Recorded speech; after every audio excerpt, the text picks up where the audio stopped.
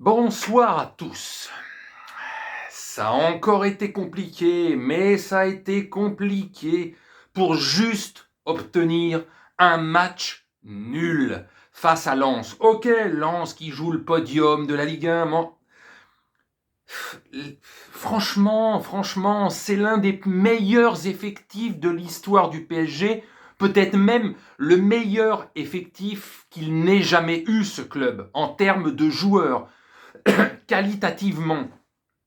Il se passe quoi depuis le début de saison, depuis fin août? Alors donc fin août, fin septembre, fin octobre, ça fait 3 mois.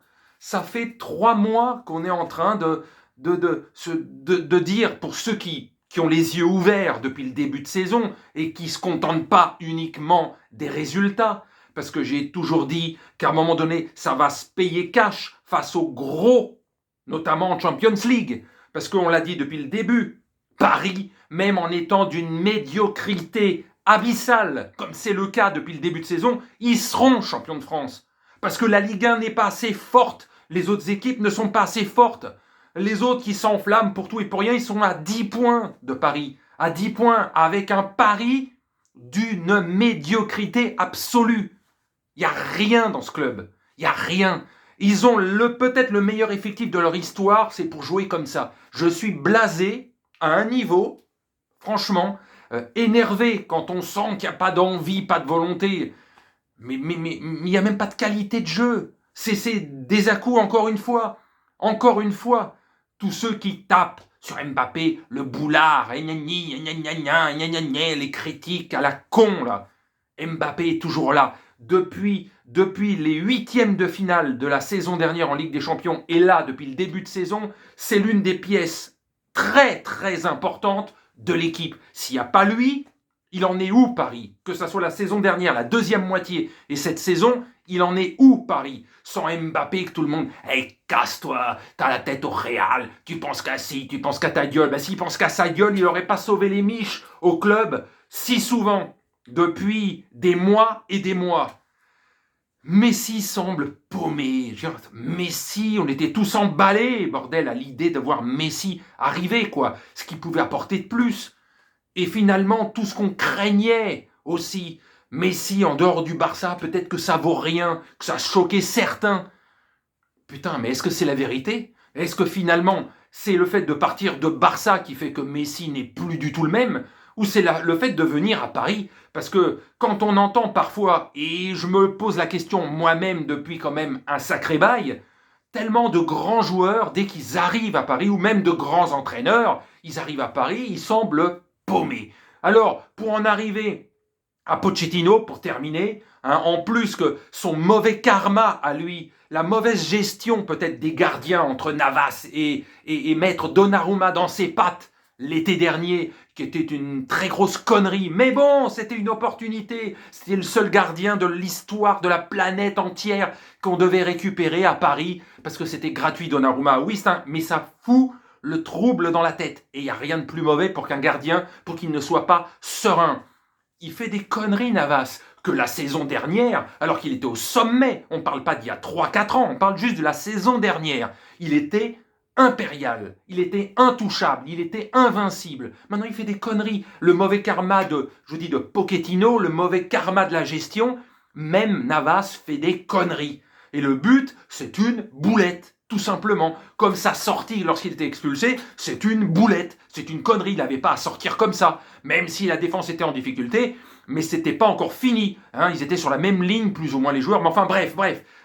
Même Navas commence à faire des couillonnades qu'il n'avait absolument pas l'habitude de faire. Donc, Pochettino va-t-il rester encore longtemps ou pas? Certains se posent la question, si Pochettino est là en février prochain pour les huitièmes de finale, il y a de grandes chances que le club ne soit pas assez fort mentalement.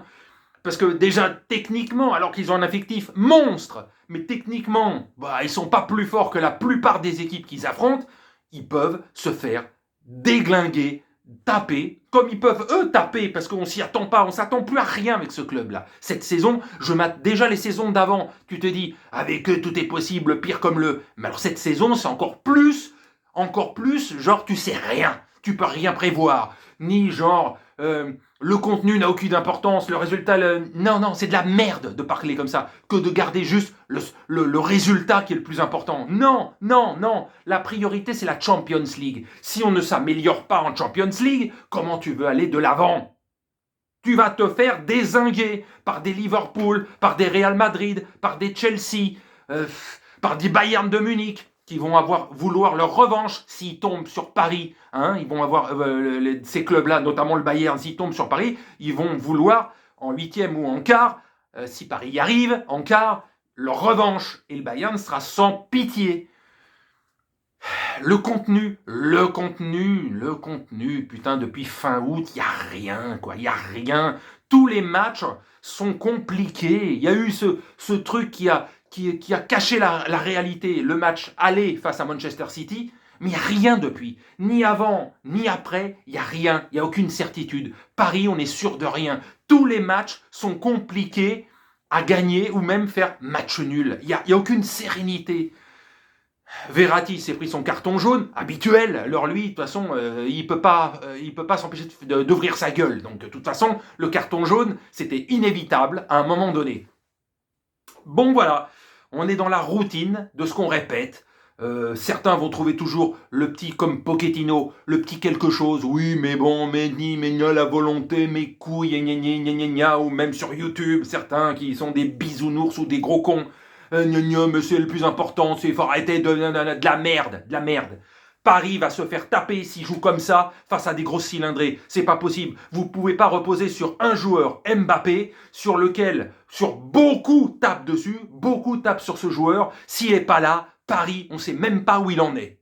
Ni en Champions League la saison dernière ou cette saison, et encore moins en championnat. Parce qu'il en a rapporté des points, le mec. Hein. Il en a rapporté. Mais même si Navas commence à faire des conneries, lui qui était l'un des points forts qui permettait de franchir un palier, si Navas commence à merder, faut vraiment faire le ménage pour libérer mentalement certains joueurs, parce que c'est plus possible. Messi qui devient un fantôme, c'est pas possible, quoi. Faut arrêter, quoi. Bon allez, sur ce, aucune réjouissance, entre guillemets, à avoir, et aucune truc genre, oh là là, mais il faut laisser du temps. Ouais, ça fait 3 mois que ça joue comme ça fait 3 mois, hein, depuis fin août, mais certains vont se dire, il y a encore le temps, il y a encore le temps de quoi ? 1 mois, je veux bien, quasiment là, à la fin de l'année, là, la fin décembre, là, la moitié de la saison est passée, et il n'y a rien d'amélioré, rien, que dalle.